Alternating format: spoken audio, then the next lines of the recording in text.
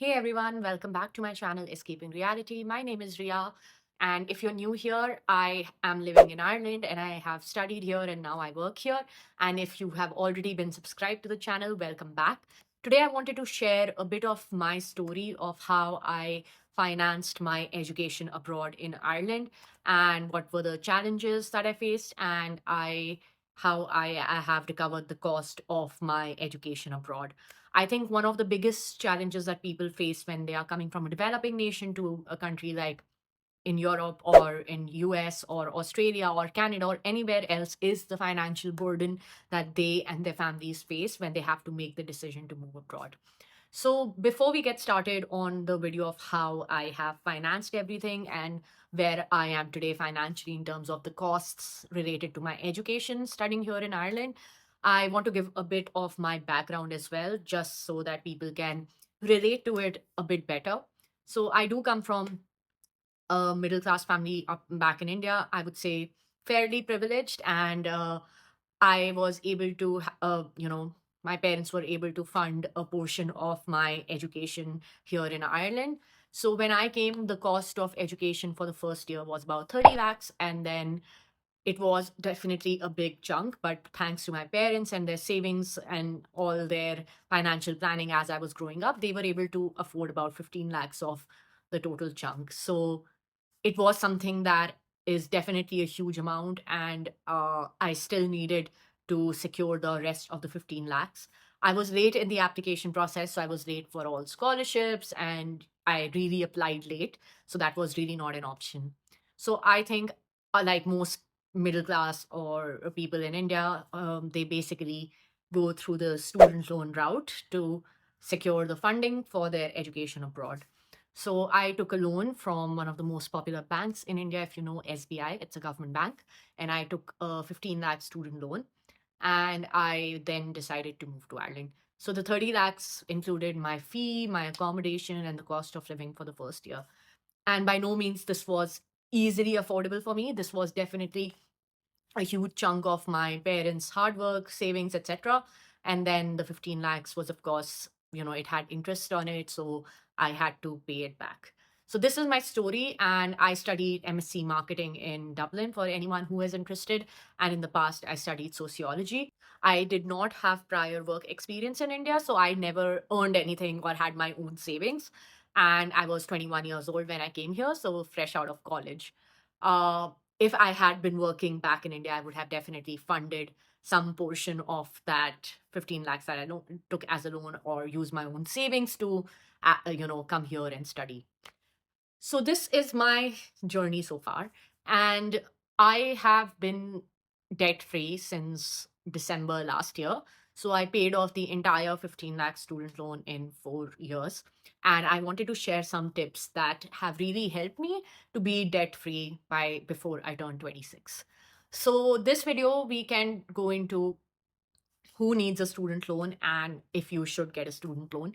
We can also talk about what were the best practices that I have adopted, what were the mistakes I made, what are the things that I feel I could have done better to pay off my student loan quicker, and how you can decide if a student loan is the right option for you as well. So let's get into it today. And thank you for tuning in and subscribing as always. I'm really glad to see this family growing to more than 3,200 subscribers now. And it has been wonderful creating content for you. So, first of all, I think a student loan is, of course, not everyone has enough funds to like go abroad. And a lot of us, we should not be limited by these things to move abroad. So sometimes we have to rely on banks or financial institutions to be able to, fulfill or accomplish the dream that we have of going abroad.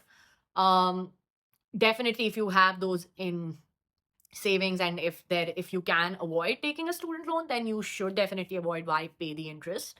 But since it's such a huge amount lump sum, and this is for a 1 year's master program, like I'm not even talking about 3 years 4 years degrees, I'm just talking for a singular year it was 30 lakhs, which is insane. So in by no means it is something that is affordable.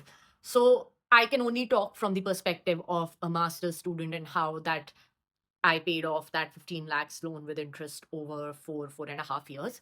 And for all the people who have bigger loans or like have different amounts, I will not be able to share my own personal experience on it. Of course, each year the cost has risen, the rent has gone up, the cost of education has also gone up. So all these amounts definitely can lead to a different value for people who are, say, applying in the coming year. So what my course costed 30 lakhs a year, it could cost 35 lakhs now. So like that's the difference. And I will definitely take that into consideration when I'm sharing about how I paid off that loan. So, yes, first, it should be definitely something. If you feel that you are good in academics, if you feel that you really want to move abroad and that is something that you have been really passionate about, and if you don't have the financial means to accomplish it, you can definitely rely on a student loan. You may have to also give a collateral. So I took a joint loan with my mom and me, who were on the documents of the loan, and my house was the collateral against which we took the loan from SBI. So I started paying off my loan once my course was over and I was working 40 hours at a temporary job while I was looking for a real job. Thankfully for me, it was the pandemic then. So I was able to save a lot more than I would have normally been able to. So I had less money to spend on like going out, eating out, because it was the pandemic, COVID. So there was like limited activities and I was at home mostly. And that was how I was able to pay off bigger chunks of my student loan. So I would transfer the money back to my parents and then it would get deducted from their account each month. So initially, I was paying more than 500 euros in student loan. So here, because you are earning in euros, you should be able to cover that amount quickly because obviously the wages are also higher. And if you convert it into Indian currency, it becomes easier for us to pay off that loan. So it was definitely helpful for me to be working 40 hours and be able to save all that money. Then I think one major way I was able to save a chunk of money and was able to put it towards my student loan was sharing accommodation. So at that time, rent was really high and all of that. So this is after my course ended, by the way. I was sharing a room with my friend, and that also helped me save a lot of rent. So instead of paying 800 euros or 900 euros for a singular room, I was able to save like 300, 400 euros there to put more towards either my own expenses or the loan that I took. So that is definitely an advice if you're comfortable and if you know someone, and sharing a room initially for the first couple of years makes life simpler, then you should definitely consider it because it will make it, yes, for the first 2 3 years you might be in an uncomfortable situation, but it feels so damn good to be debt free as soon as possible. Now I feel that, oh, each month there is not a chunk of money that is getting debited from my account and going towards anything towards my loans and all of that. So now I don't have those EMIs going each month, and I have that money to spare either to save, invest, or even just spend on myself. So that would be definitely my tip. Try to get through the most of your loan in the first 2 years after your program has ended. Live uncomfortably, live below your means, don't go out partying and all of that. I have been guilty of doing that. I used to go out a lot more once the pandemic was over. And I feel now that I should have saved that money instead of just spending so much on traveling, on eating out, on going out with friends. Even if I would have been a little more cautious, I would have been able to pay off my student loan a lot earlier and saved on a lot of interest. So this is my number one tip for people so that they don't make the same mistakes as I do. If you are young and you can be debt free by the time you're 25, that would be amazing. That's the ideal situation. And yeah, like I think what I also did next that really helped me was that after the pandemic was over in the second or third year of me still paying back money, I decided to take a personal loan here in Ireland from my bank, which is AIB. I had about 9,000. I took about a 9,000 euro loan. And then that was what was around remaining in my student loan account because I had been paying my EMI monthly, but it was mostly covering the interest and not so much the principal amount. So I decided that, okay, enough is enough. I'll take a 9,000 euro loan here. And I put that money back, gave all that money back to my parents in India, and they foreclosed the account for me. So my student loan in India ended, but I did have one loan, occurring here where I was paying monthly EMIs. But anytime I had extra money in my account, I would be like putting like say I saved 100 euros at the end of the month, I would put that towards a student loan, which was very easy within the app. I was just able to transfer money between accounts. And then I was able to close my account early. And I work in sales. So I used to get a lot of bonuses and commissions and all of that. So every 3 or 4 months, I would get a lump sum of bonus because of my performance. So I would use that to pay off my loan. So I think I was able to save a lot on interest once I was seeing where my money was going in my account. Of course, my parents were paying in India and I was sending them money, but that wasn't as convenient as me having my app and being able to see that before the minute my salary hit the account, the first of the month, the loan amount would get deducted. And then I would be able to control my finances better.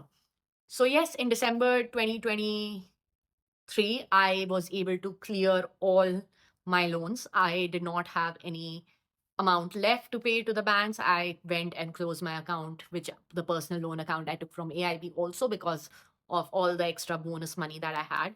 And now it feels really great not to see any of that money go to a bank, but it stays in my saving account or goes to an investment if I do anything.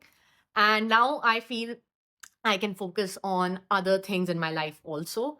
So I don't think taking a loan is the worst thing ever, because sometimes we need it to, achieve our dreams. We need it to do things that are important to us. But what we basically can make errors on is being irresponsible with it, or not paying it on time, or, prioritizing other things and then extending the period since we have our payments. I have never defaulted on my EMI payments. I always paid them on time. And then when I had the opportunity to pay anything extra to save on interest, I did that. And then now I have other goals for which I may have to take other loans. So if I have to buy a car next year in Ireland, I may need to take a loan. But if I follow this best practices of, ensuring payments on the right time, putting any extra money towards it, I think I'll be able to even foreclose that loan.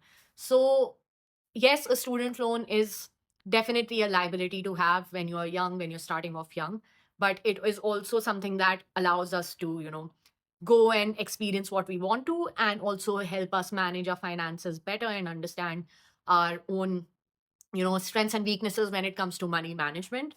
One tip I would also give for people who are planning to take a student loan to move abroad, and I think this is my most important thing that I will probably say to you before you decide to go to a bank and apply for a student loan. Find out the job market for your field before you take a student loan. So, say Ireland is a very, very good tech market, but for international students, it is not very good for like humanities related fields, or fields that are, not so much required in the labor market at the moment.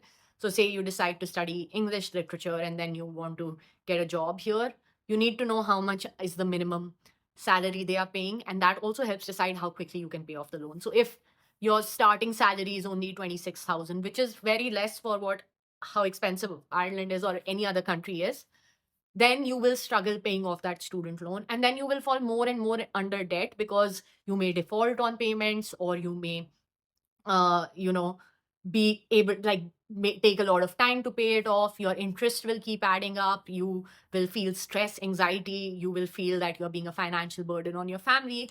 So all these things also have very, very, high stakes if you're taking a student loan.